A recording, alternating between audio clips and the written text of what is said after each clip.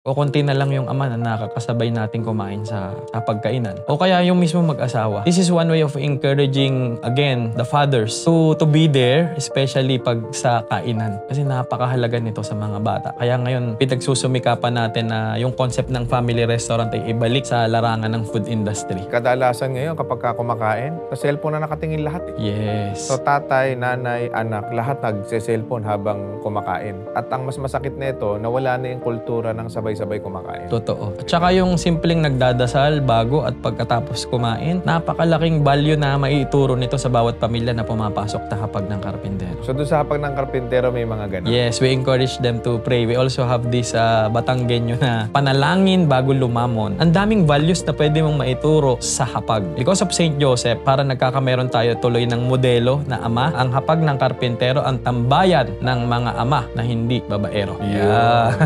Paano ka ba naging pare? Kasi ang tingin ko sa'yo mukha ka rockstar eh. Oo nga po eh. Pang ano na po kayo, 7,832 na nagsabi na hindi ako mukhang pare.